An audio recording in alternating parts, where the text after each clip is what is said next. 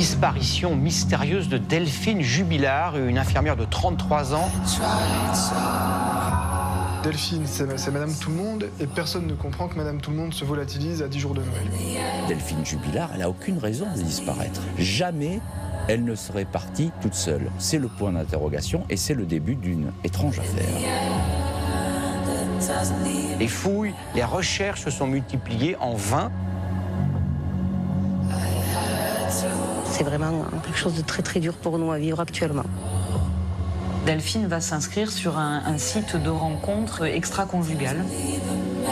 Delphine passe son temps sur les réseaux sociaux, passe son temps à envoyer des messages, un peu comme une ado.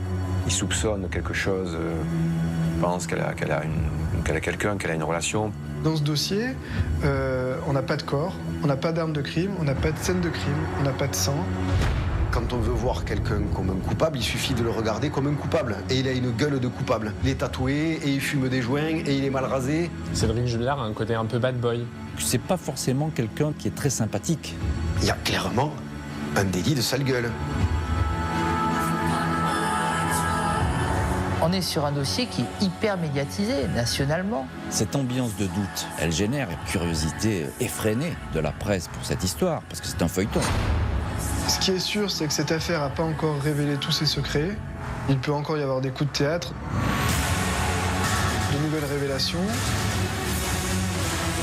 On n'est pas à l'abri d'une surprise.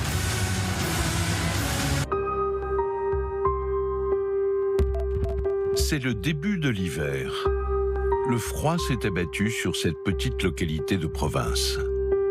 Ses habitants sont bien loin de s'en douter, mais dans quelques jours, la France entière aura les yeux braqués sur leur village, d'ordinaire si tranquille. Cagnac-les-Mines, c'est une commune qui est très calme, où tout le monde se connaît un peu. Une sorte de petit village, en tout cas, il y a une ambiance là-bas de petit village. Et c'est là, non loin d'Albi, que s'est installé depuis 7 ans le couple Jubilard. Cédric, 34 ans, travaille dans le bâtiment. Sa femme, Delphine, 33 ans, est infirmière en clinique. Un couple sans histoire qui vit tranquillement avec ses 2 enfants dans ce quartier résidentiel. Mais le 15 décembre 2020, tout bascule. Commence alors l'une des plus retentissantes affaires criminelles du XXIe siècle. Cédric Jubilard rentre du travail, comme d'habitude, il est aux alentours de 18h30. Delphine est sur le canapé, il fait à manger. C'est une soirée banale, au cours de laquelle rien de bien particulier ne se passe. La famille va manger. La petite va être mise au lit, bien sûr, avant tout le monde. Cédric Jubilard va aller se coucher aux environs de 22h30 parce que, notamment, il travaille le lendemain matin et doit se réveiller à 6h du matin.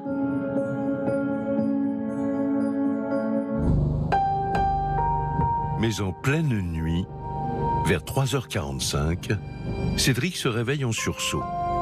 Sa fille, qui vient d'avoir 18 mois, est en pleurs. Il va se lever, il va remettre la tétine à sa petite fille et puis il va constater que Delphine n'est pas dans son lit. Delphine n'est ni dans le lit, ni sur le canapé. Et alors, ça l'intrigue. Il commence à l'appeler, à l'appeler, à l'appeler. Il tombe sur le répondeur après sonnerie. Donc là, on est en plein hiver, couvre-feu, elle répond pas, c'est pas normal. Dans les minutes qui suivent, il envoie des messages aux copines de son épouse pour savoir si elle n'est pas chez elle, pas de réponse, et il appelle la gendarmerie. Il est 4h09 du matin. Son appel parvient à la petite brigade de gendarmerie de Cagnac-les-Mines. Au bout du fil, un jeune père de famille qui paraît très démuni devant la situation. Il appelle la gendarmerie parce qu'il ne peut pas partir seul faire des recherches. Il y a des enfants, il ne peut pas laisser 2 enfants en bas âge seuls à la maison. Il explique aux gendarmes au téléphone qu'il a fait le tour de la maison, qu'il a regardé dans chacune des pièces qu'elle n'y était pas. Il a ouvert les portes vitrées de la maison et que là, il a constaté que ces 2 chiens, 2 charpés, étaient à l'extérieur. Donc il s'est imaginé que Delphine a dû partir sortir les chiens ce soir-là et qu'ils sont revenus sans elle. Une vingtaine de minutes plus tard, des gendarmes se présentent au domicile des Jubillards. D'après Cédric, sa femme serait sortie promener les chiens, mais elle n'est pas rentrée. Il précise même qu'elle devait porter une doudoune de couleur blanche. Parce que la doudoune n'est plus à la maison. C'est une doudoune qu'elle mettait assez régulièrement ces derniers temps, et il constate bien que la doudoune n'est plus là. Aussi, il y a de fortes chances que la doudoune soit sur les épaules de mon épouse. L'autre chose qu'il leur explique, c'est qu'en revanche, elle est sortie juste avec son téléphone portable. Elle n'a pas pris ses lunettes de vue, dont elle a pourtant besoin, ni aucun moyen de paiement. Quiconque va quitter son domicile va prendre son véhicule, va prendre ses papiers, va prendre toutes ses affaires. Ou pour le moins le minimum. Delphine s'apprête à fêter les fêtes de fin d'année. Le sapin est fait, les cadeaux sont quasiment terminés, il y a des projets avec sa famille. Donc, on va pas tout laisser tomber du jour au lendemain. C'est pas possible. Une jeune femme avec un téléphone portable, vêtue d'une doudoune blanche. Les gendarmes transmettent le signalement de Delphine aux patrouilles du secteur. Puis ils posent à son mari les questions d'usage en pareil cas. Alors, assez rapidement, il va être interrogé sur la situation de son couple. Les gendarmes, c'est l'une des premières questions qu'ils ont envie de lui poser. Comment ça se passe dans votre vie, dans votre couple?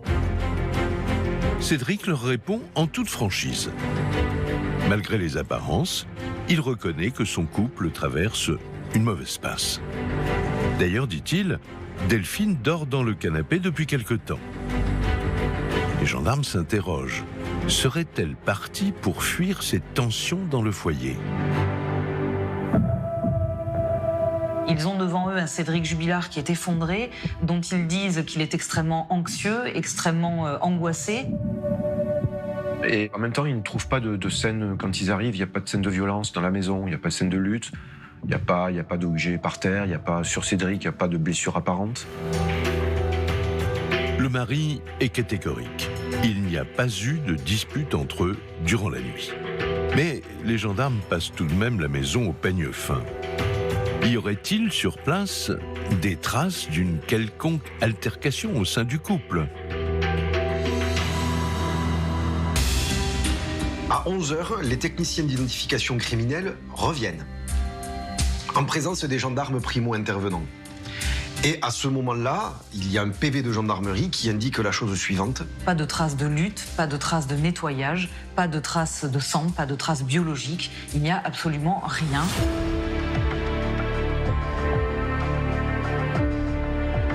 Dès le lendemain matin, ils enclenchent des recherches et c'est une véritable armée de gendarmes qui débarque à Cagnac-les-Mines. Il y a 80 militaires qui se mettent à inspecter toutes les zones autour du domicile.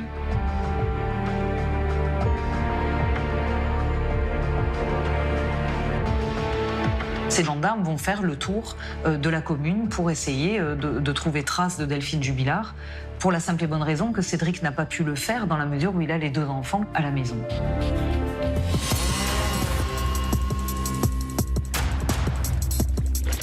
Je vais prendre l'extrémité puis on va tourner le long. Tu sais quoi? Ils sont tous en ligne et on peut ratisser de manière concrète en ligne. Mais personne ici n'a rien vu, rien entendu. Et surtout, personne n'a croisé Delphine. Cette infirmière dont tout le monde ici connaît le sourire, s'est tout simplement volatilisée. Pour l'instant, oui, on part sur toutes les hypothèses. On n'exclut rien, bien sûr, la fugue, le départ soudain. Les gens s'inquiètent d'un rôdeur possible, donc ça crée beaucoup d'émotions, d'inquiétude dans le village. Un petit vent de panique qui se lève sur Cagnac. Très vite, la psychose se propage à toute la région d'Albi. Car d'après les chiens pisteurs, la trace de Delphine Jubilard se perd dans son quartier, à moins de 200 mètres de son domicile. Et c'est cette disparition mystérieuse qui provoque un premier emballement médiatique quelques jours plus tard.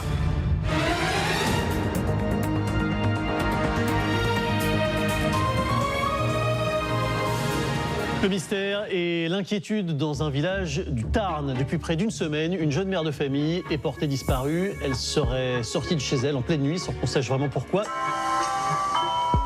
On en vient à cette disparition inquiétante dans le Tarn d'une mère de famille de 33 ans. Cela fait bientôt une semaine que sa famille, ses proches n'ont plus de nouvelles de Delphine. Cette trentenaire, mère de 2 enfants, a quitté son domicile. Et depuis, plus de nouvelles. L'ambiance est lourde sur place.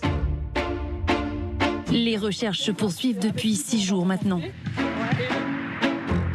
Les gendarmes font une enquête de voisinage pour tenter de retrouver Delphine Jubilard. Madame, bonjour, c'est la gendarmerie. Delphine Jubilard, elle n'a aucune raison de disparaître. C'est pas une femme suicidaire. Elle n'a jamais dit qu'elle partirait comme ça, et surtout en laissant ses enfants, c'est très important. Jamais elle ne serait partie toute seule. Évidemment, c'est la stupéfaction, c'est le point d'interrogation, et c'est le début d'une étrange affaire. Dans le quartier, les habitants sont sidérés. J'étais toute surprise quand j'ai appris ça. Parce que j'ai dit, bon, c'est calme ici. On est dans un quartier calme et c'est pour ça qu'en ce moment, c'est assez perturbant. Et il n'y a pas que le côté mystérieux de cette disparition qui va bouleverser la France. L'histoire du couple Jubilard, sur laquelle les gendarmes se penchent, a pourtant commencé comme un conte de fées. Et c'est ce qui rend cette affaire encore plus fascinante.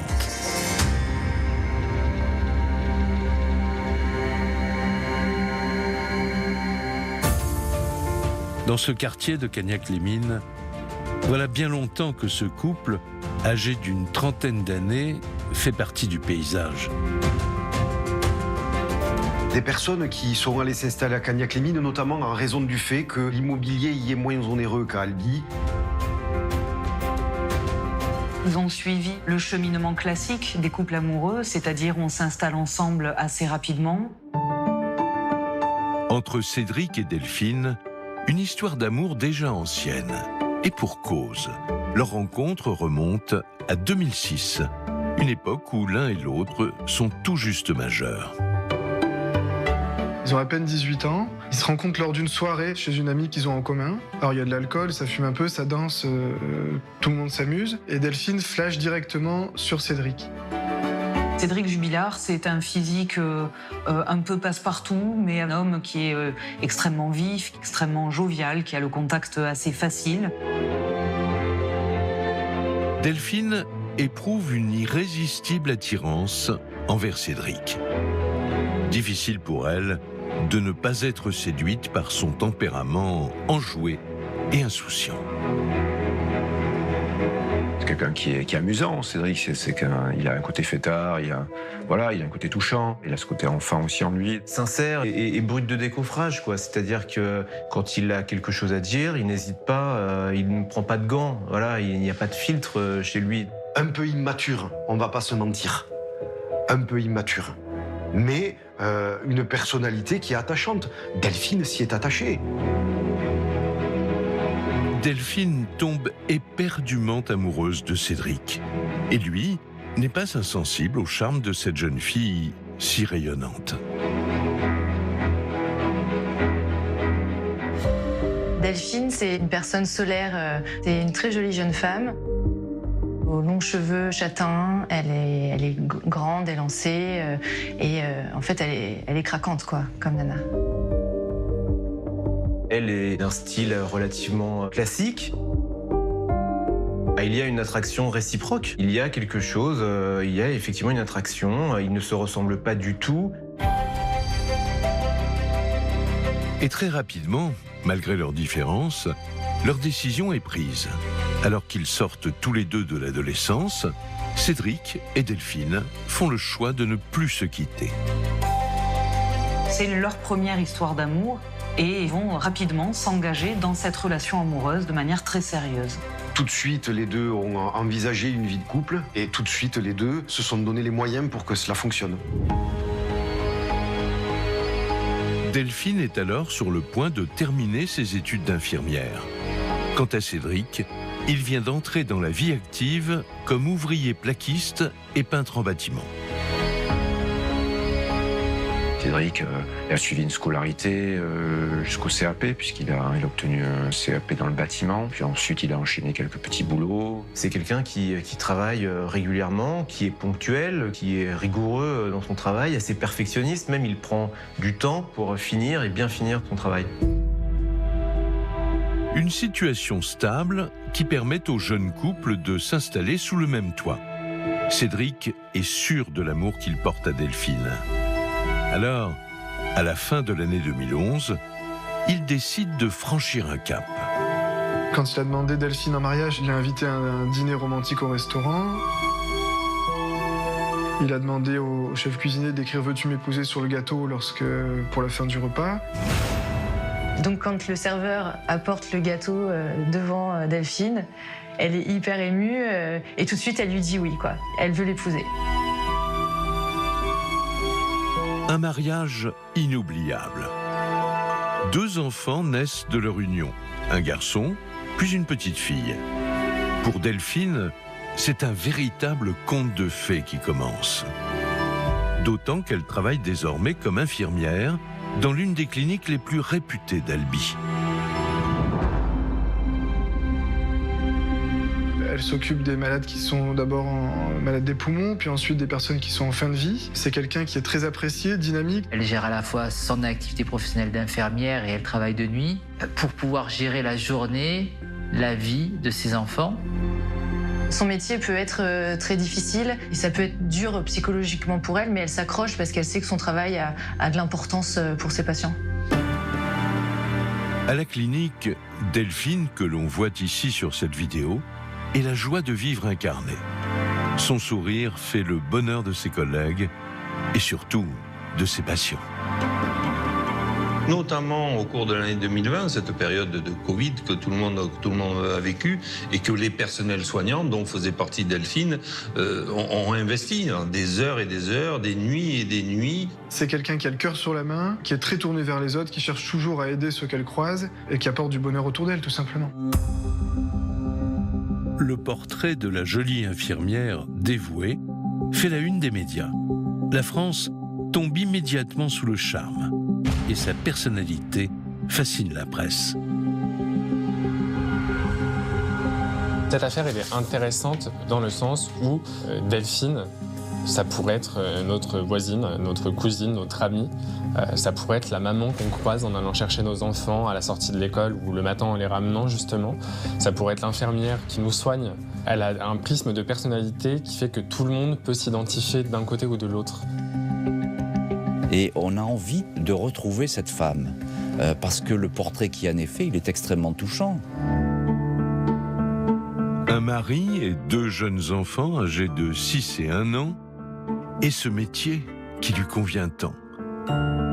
En ce printemps 2020, Delphine est une femme épanouie. À 33 ans, elle mène avec Cédric une vie tranquille et harmonieuse. Mais le conte de fées va virer au cauchemar. Et les projecteurs médiatiques passent de Delphine à Cédric. Dès lors, une seule question passionne les Français. Serait-il mêlé de près ou de loin à la disparition de son épouse ? 23 décembre 2020. Voilà maintenant plus d'1 semaine que Delphine a disparu. Et aucune trace d'un éventuel corps. Les enquêteurs écartent donc la piste de l'accident. Reste celle d'une mauvaise rencontre. Alors pour tenter de trouver des indices, ils vont mobiliser toute la région. Un dispositif exceptionnel avec plus de 1000 personnes qui viennent spontanément leur prêter main forte. Grande battue citoyenne aujourd'hui dans le Tarn pour tenter de retrouver Delphine Jubillard. Ça fait maintenant 1 semaine que cette mère de famille s'est volatilisée en pleine nuit. Dans le secteur, tous les voisins, tous les amis vont essayer de retrouver Delphine. Tout de même, quand on regarde le portrait de Delphine, c'est Madame Tout-le-Monde, et personne ne comprend que Madame Tout-le-Monde se volatilise à 10 jours de Noël. Je vous demande d'être très vigilant, de ne pas hésiter à soulever les branches. Je sais que beaucoup cherchent une doudoune blanche et un téléphone portable. Moi, je vous demande de signaler tout ce que vous trouverez. Les amis et collègues de Delphine ont répondu présent. Difficile pour elle de cacher leur émotion. Je la connais très bien, j'étais à son mariage, donc c'était plus qu'une collègue. Hein. On est très très touchés. Pas simplement moi, toutes mes collègues, toutes ses amies. C'est vraiment quelque chose de très très dur pour nous à vivre actuellement. Aucun signe de Delphine ou même de son téléphone portable. Cette battue est un échec et le mystère continue de s'épaissir. Cédric est là lui aussi, mais cet élan de solidarité dissimule à peine la drôle d'atmosphère qui flotte durant cette journée. À cette battue, il y a une ambiance un peu spéciale, c'est une ambiance un peu électrique, comme s'il y avait deux clans. D'un côté, il y a les proches de Delphine, de la famille Ossaguel. Et on constate très vite que la famille de Delphine ne se mêle pas à celle de Cédric. Et il y a deux clans bien séparés et on sent une vraie animosité entre eux. Et c'est ça qui est troublant, quoi. Voilà, on se rassemble pas pour chercher ensemble Delphine. Voilà. Le comportement de Cédric intrigue en effet certains proches de Delphine. Depuis le début des recherches, il trouve que son mari fait preuve d'un étrange détachement. Très rapidement, Cédric Jubilard va sentir une certaine hostilité. Il va penser que beaucoup de gens considèrent qu'il est à l'origine de la disparition de Delphine. Ça s'inscrit quand même dans cette période où sont mis en exergue les féminicides. Hein. Ça avait déjà commencé avec l'affaire Daval. La célèbre affaire Jonathan Daval. Par un hasard du calendrier, le procès du meurtre de sa femme, Alexia, vient de s'achever. C'était à peine quelques semaines plus tôt. Tout le monde a en tête l'affaire Daval avec cet homme qui a signalé la disparition de sa femme avant de finalement avouer l'avoir tuée. Les gens ont encore dans l'esprit l'affaire Daval. Donc il y a cet aspect-là qui fait que le lecteur se dit il y a un truc, faut que je regarde, on ne sait jamais. Parce que c'est le dénominateur commun des deux histoires, il y a une femme. Dès le départ, tous les regards se braquent sur Cédric Jubilard. C'est le suspect parfait. Dès le départ de l'enquête, c'est le suspect parfait.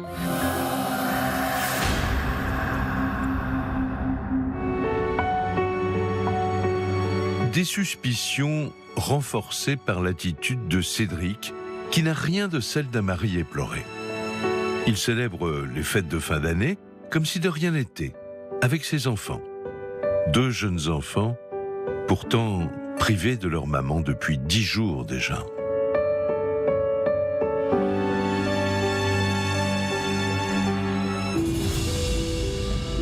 Cédric Jubilard sent bien que la pression sur lui monte inexorablement. À chaque fois qu'il se montre, il doit affronter toutes sortes de regards et d'insinuations. Il va continuer à travailler, il va faire un peu fi des hostilités des uns et des autres, il va essayer de gérer les médias, il va essayer tout cela, et avec certainement beaucoup de maladresse, parce que ce sont des périodes extrêmement compliquées à gérer. Il a encore quelques relations qui lui sont fidèles, quelques copains comme ça qu'il continue de voir, mais globalement il se fait discret. Ainsi, plus les soupçons s'accumulent, et plus Cédric Jubilard se renferme sur lui-même.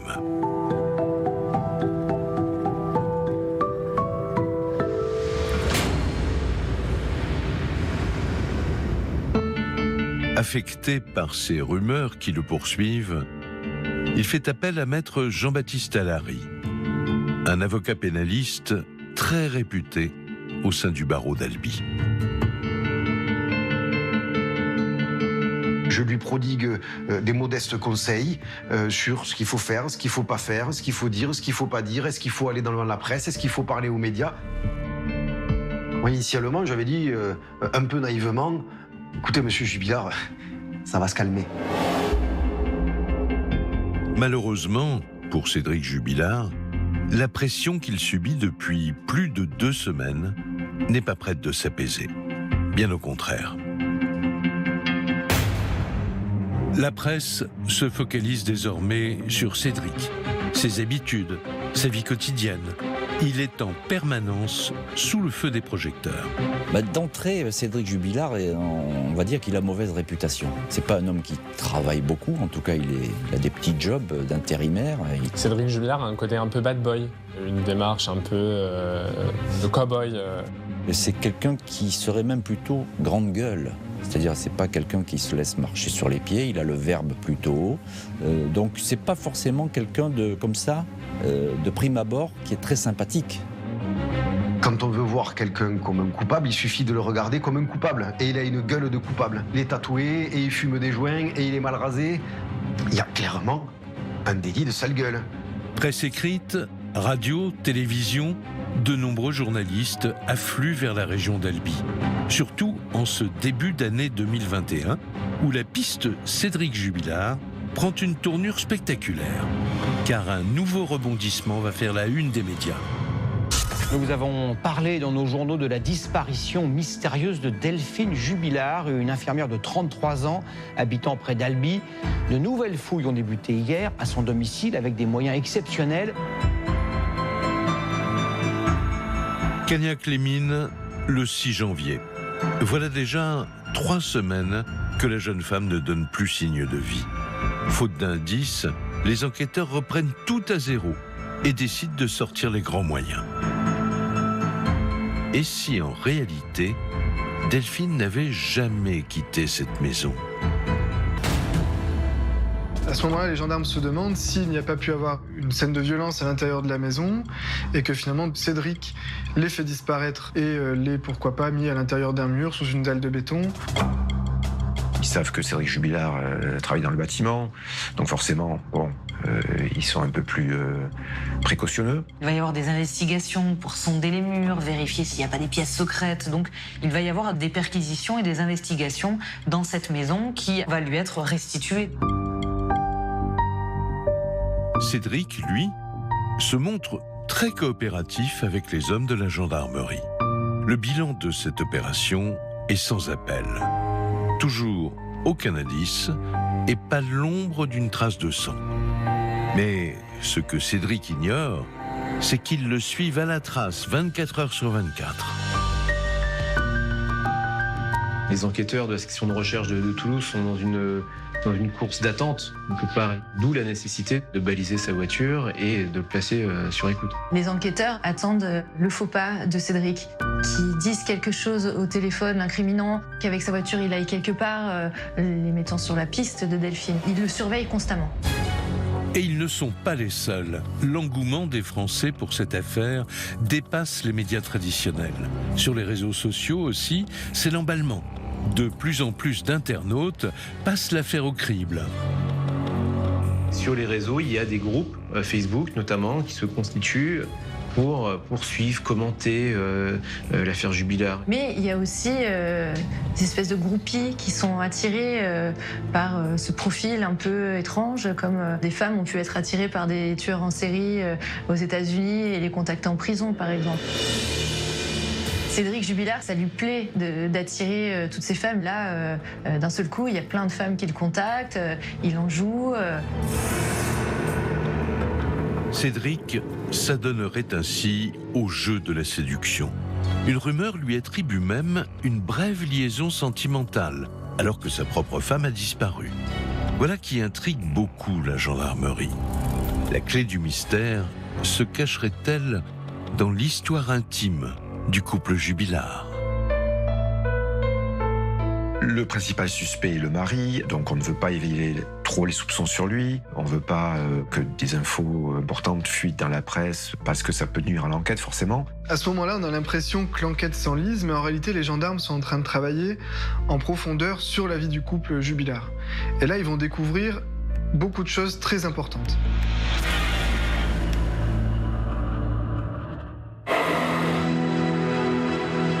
Printemps 2021. Cela fait 3 mois déjà que l'on est sans nouvelles de Delphine. Les enquêteurs restent persuadés que Cédric n'est pas étranger à sa disparition. Mais, faute de preuves, ils veulent comprendre quel pourrait être son mobile.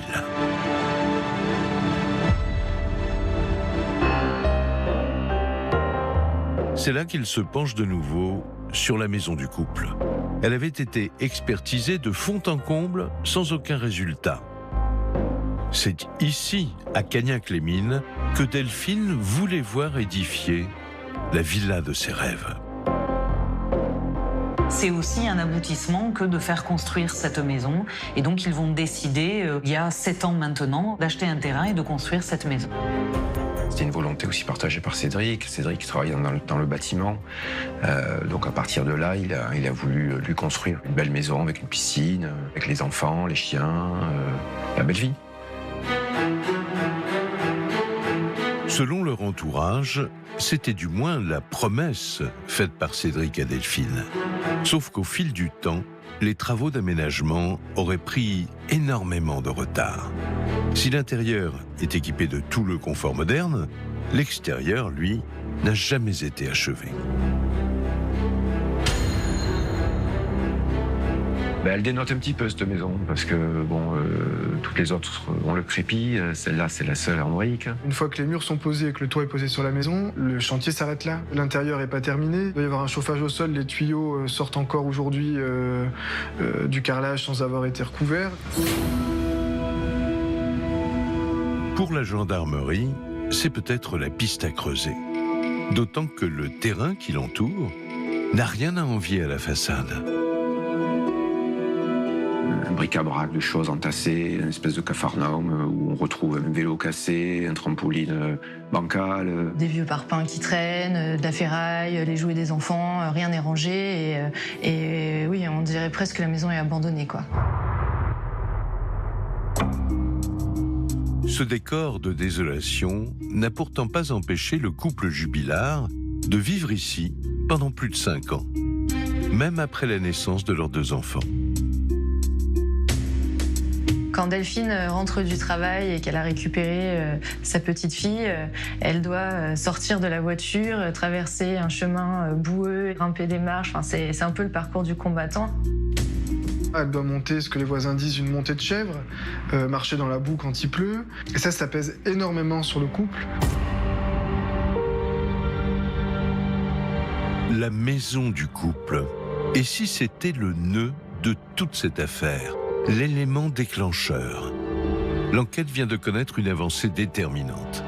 Car ses proches sont unanimes, Delphine en voulait terriblement à son mari, elle qui était si enthousiaste au début des travaux. Il faut se rappeler qu'elle s'imaginait sa petite maison de quartier pavillonnaire, sa piscine, sa vie bien rangée avec ses enfants, qui se retrouve finalement dans une maison qui n'est pas achevée. Elle en peut plus, quoi. Elle lui en veut beaucoup de pas terminer son rêve, qui ressemble plus à un rêve mais à un cauchemar en fait. Du côté des enquêteurs, une chose est sûre. Delphine vivait très mal cette situation. Une atmosphère qui se serait par la suite envenimée, surtout à partir de l'année 2020. Il y avait aussi des problèmes financiers qui s'étaient greffés à l'intérieur du couple, notamment à cause du Covid-19, parce que Cédric n'avait eu aucun chantier dans son entreprise et Delphine était toute seule à assumer la charge familiale. Donc ça a été une étape un petit peu difficile, un moment dur à vivre. Sur le plan financier, c'était très tendu.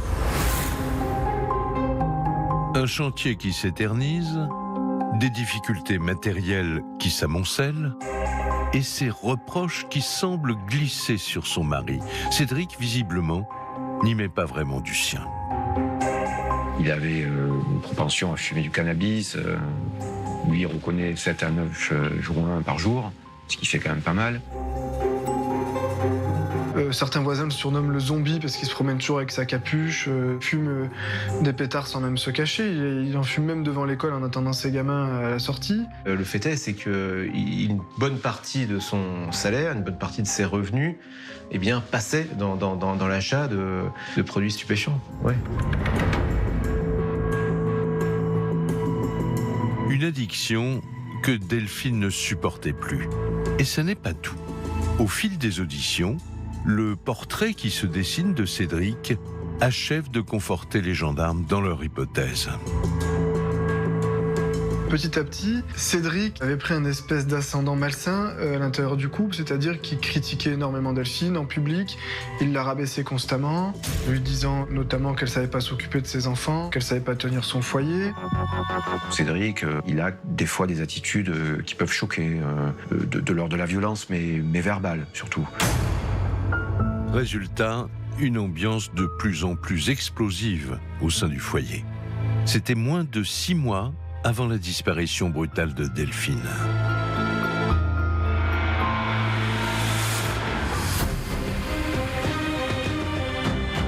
Dès lors, l'enquête s'accélère. Des membres de l'entourage du couple sont de nouveau interrogés. Et selon eux, Cédric aurait noté à cette époque un changement d'attitude chez Delphine. Elle semblait absente et elle était sans cesse occupée à pianoter sur son portable. Il ne comprend pas trop le changement de comportement de son épouse à son égard, mais également à l'égard des enfants. Il y a une sorte de distance qui se crée de sa part, et donc il essaye d'en comprendre les raisons. D'une part, il a regardé les comptes bancaires. D'autre part, il a essayé de la géolocaliser pour savoir quand elle partait, si elle partait effectivement là où elle lui disait aller ou si elle allait faire toute autre chose. En l'espionnant ainsi, Cédric n'aurait pas mis bien longtemps à trouver ce qu'il cherchait, notamment grâce à l'examen des achats réalisés par Delphine avec sa carte bancaire. Il constate qu'il y a des achats sur Internet. Alors à chaque fois, il va essayer de vérifier un peu ce que sont ces achats. Il va y avoir, je crois, une nuit réservée sur un site, une nuit d'hôtel. Et il va commencer effectivement à avoir des suspicions. Une nuit à l'hôtel, ainsi que des réservations de logements auprès de particuliers. Pour Cédric, plus aucune ambiguïté possible. Delphine est bien en train de lui échapper. Il acquiert au fur et à mesure la certitude qu'il y a quelqu'un d'autre dans la vie de Delphine sans que cette dernière ne le lui dise expressément et directement. Il est obnubilé par cette idée, avec qui elle est, est-ce qu'elle me trompe, avec qui c'est cet homme, etc. Donc ça se passe pas bien du tout, parce qu'il est constamment en train de fliquer Delphine, il est jaloux, et il veut absolument démasquer l'amant. D'après les témoins, c'était même devenu une idée fixe. Pour les enquêteurs, c'est une information cruciale. D'autant qu'ils savent justement, grâce aux vérifications techniques, que Delphine se connectait souvent sur le même site de rencontre. Et pas n'importe lequel. Elle est inscrite sur un site de rencontres extra-conjugales, dont la vocation est clairement des rencontres extra-conjugales. Delphine Jubilard avait rencontré Cédric très très jeune, elle avait à peine 18 ans. C'était son premier amour, son seul amour et sa seule relation. Et je crois qu'arrivé à un certain âge, et c'est un phénomène assez naturel, eh bien elle va peut-être avoir envie de se rassurer, de savoir si elle peut plaire à d'autres hommes, de vivre en fait, tout simplement. La gendarmerie parvient à retracer les échanges entre Delphine et un inconnu. Un homme âgé d'une trentaine d'années qui vit à Montauban, à 70 km d'Albi. Cette information fuite très vite dans la presse. Delphine avait un amant, elle devait même partir avec lui. Une révélation très intéressante, car elle jette le doute sur les véritables relations entre Cédric et Delphine. Cette ambiance de doute, elle génère effectivement la curiosité effrénée de la presse pour cette histoire, parce que c'est un feuilleton.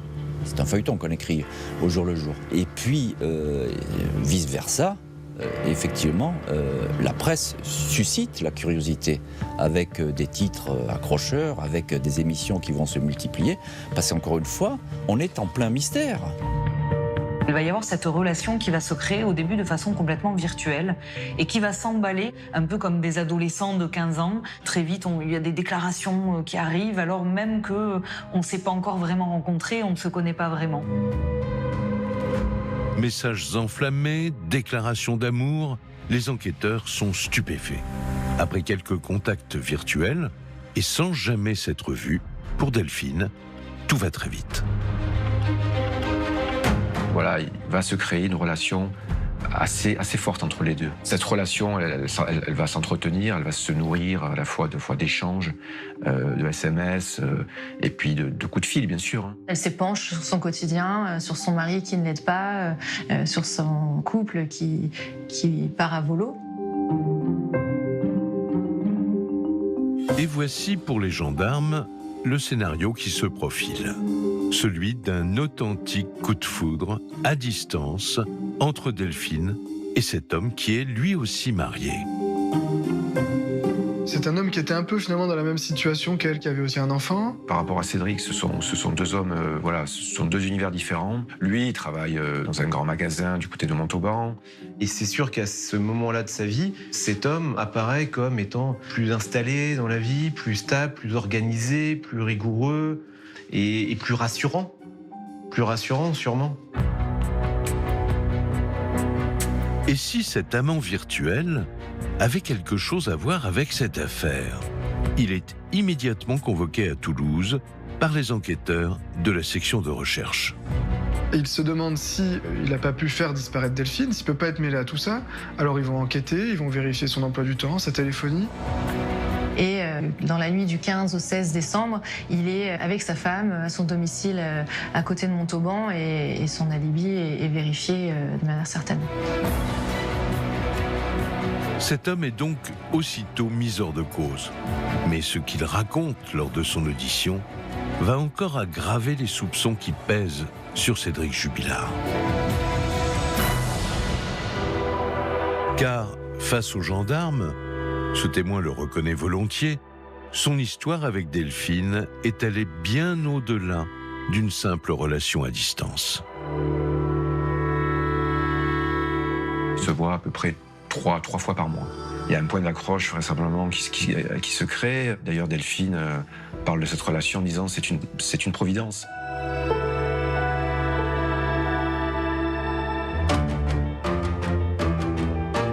Ainsi, à l'automne 2020, cet homme providentiel fait une entrée fracassante dans la vraie vie de Delphine. Elle qui, 3 mois avant de disparaître, semble décidée à tourner la page.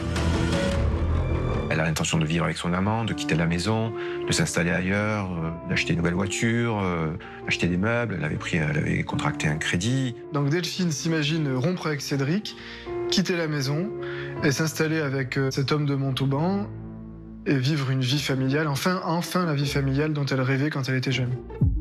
Une irrésistible passion amoureuse et de grands projets d'avenir. Pour les enquêteurs, c'est désormais une certitude. Delphine n'avait qu'une seule idée en tête, obtenir le divorce. En plus de ses infidélités, Cédric avait donc d'autres raisons de lui en vouloir. Lui a tout investi pour Delphine. Il a cette maison sur laquelle il y a un crédit. Si Delphine s'en va, Cédric a tout à perdre. S'ils se séparent, ils sont obligés de vendre la maison dans laquelle il a investi pour acheter le terrain. Il est fort à parier qu'il verra beaucoup moins, voire plus du tout ses enfants. Pour lui, c'est impossible. À partir de là, la conviction des gendarmes paraît scellée. Plus rien ne doit désormais filtrer de l'enquête. L'étau se resserre une bonne fois pour toutes sur Cédric Jubilard. Et finalement, ils se demandent s'ils ne viennent pas de découvrir un possible mobile pour Cédric, un mobile puissant qui pourrait être la jalousie. Est-ce qu'il a appris quelque chose de nouveau concernant l'existence de l'amant de Delphine? Est-ce que Delphine elle-même a pu exprimer de manière encore plus claire son projet de nouvelle vie? Les médias suivent cette piste de très près et elle révèle un élément troublant sur Delphine et son amant. Et ils décident de faire leur vie ensemble, pas à n'importe quel moment. Ils décident de faire leur vie ensemble le 15 décembre, très exactement, au matin, c'est-à-dire dans les heures qui précèdent la disparition de Delphine. Est-ce que ça ne serait pas le déclic qui aurait poussé Cédric Jubilard à commettre l'irréparable? Les gendarmes tiennent un mobile potentiel et Cédric est plus que jamais dans leur collimateur. Alors, tandis qu'une marche blanche en hommage à Delphine est organisée le 12 juin 2021 à Albi, il ne le quitte pas des yeux. Et 4 jours plus tard, c'est le coup de théâtre.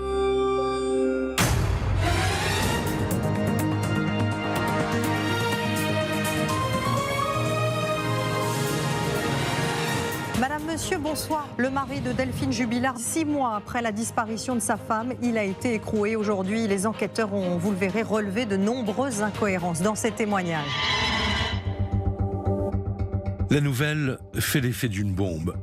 Et le 18 juin, le procureur de la République en fait officiellement le suspect numéro 1.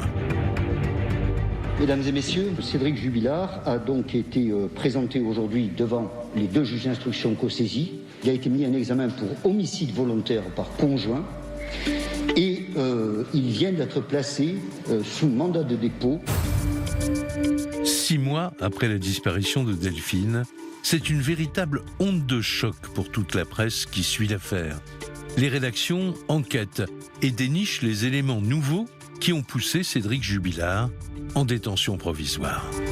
Le fils des Jubilard, qui est réentendu 1 mois après la disparition, explique que ses parents se sont disputés le soir de la disparition de Delphine et que la dispute a été très violente. Il dit oui, alors j'ai entendu papa, maman, je n'étais pas là, je ne les ai pas vus, j'ai entendu une phrase qui ressemble grosso modo à bon, mais puisque c'est comme ça, on n'a qu'à se séparer. Et ce n'est pas tout. Un autre témoignage accablerait Cédric Jubilard. Des menaces de mort très explicites qu'il aurait lancées peu avant la disparition de Delphine. Il s'aperçoit que Delphine lui échappe complètement. C'est là où il va commencer à proférer des menaces de mort près de sa maman. Il fait une promesse, une sorte de promesse funeste. Je vais la buter, je vais la tuer, on la retrouvera pas, je vais l'enterrer, on va jamais la retrouver.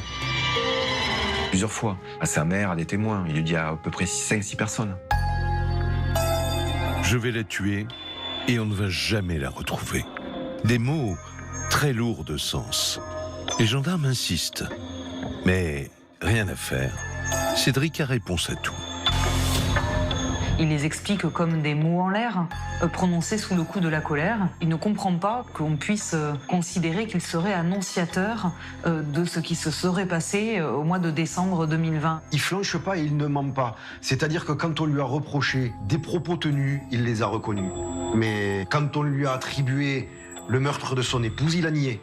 Après ces ultimes révélations, le dossier semble pourtant au point mort. Pour les avocats de la défense, il est même bien vide.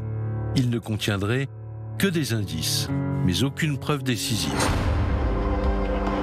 On a un Cédric Jubilard qui clame son innocence, qui n'a pas craqué, qui n'a rien avoué. Je ne sais pas ce que ça va donner. Ce que je sais, c'est qu'on a tous les ingrédients d'une erreur judiciaire. Les avocats de la défense de Cédric Jubilard, qui sont de vrais pénalistes, ont compris qu'il y avait de gros manques dans ce dossier. C'est très très limite pour le faire condamner devant les assises. Un dossier comme celui-ci aux assises risque de semer le trouble dans l'esprit des jurés et donc ça aboutirait sur un acquittement.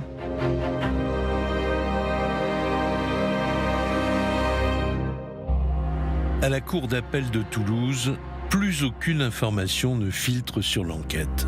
Pour les médias, seuls 2 éléments pourraient faire rebondir le dossier.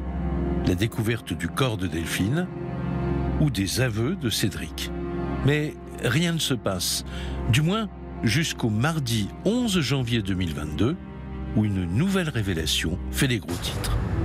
Et ce que les Français découvrent en une de leurs journaux est stupéfiant. Cédric aurait avoué par 2 fois avoir tué Delphine. Cédric Jubilard, très vite, il va dire à sa fiancée, sa nouvelle petite amie, qu'il a fait disparaître le corps dans ce qu'il appelle la maison brûlée. En fait, c'est un ensemble de bâtiments, c'est une ferme qui se trouve à Drignac, c'est à 2 km de Cagnac-les-Mines. Il va répéter ses propos un peu plus tard lorsqu'il sera en détention auprès d'un co-détenu. Il va converser avec lui de cellule en cellule. Il va dire parce que je ne supportais pas qu'elle soit en contact ce soir-là avec son amant et qu'elle ait pu échanger des textos. Donc je l'ai tué et j'ai enterré le corps à cet endroit. Immédiatement, les journalistes se mettent en chasse. D'abord de la nouvelle petite amie de Cédric, puis de ce co-détenu qui l'accable. Dans quelles conditions aurait-il recueilli ses aveux? Mystère. Depuis sa prison, Cédric Jubilard réaffirme son innocence. Ses avocats crient à la manipulation. Seule piste ouverte, la fameuse ferme où aurait été enterré le corps de Delphine. Mais pour l'instant, les recherches n'ont rien donné. Les parents et la famille sont désespérés. Ça fait des mois qu'ils attendent de savoir ce qui lui est arrivé, de savoir où elle se trouve. Et aujourd'hui, ils n'ont toujours aucun indice. Il est important de retrouver le corps de Delphine. Je pense que ce sera l'élément qui permettra de savoir exactement ce qui s'est passé. Alors qu'il y a peu encore, ils avaient un infime espoir de la retrouver vivante, à ce jour, ils se sont fait à l'idée qu'elle était très certainement décédée. Connaîtra-t-on un jour la vérité sur cette tragique disparition? Les proches de Delphine ne perdent pas espoir. Ils se souviennent d'une amie qui leur manque énormément. Pétillante, ouais, c'est ça en fait le terme. Elle est joyeuse, elle pétille de joie de vivre, son sourire, son...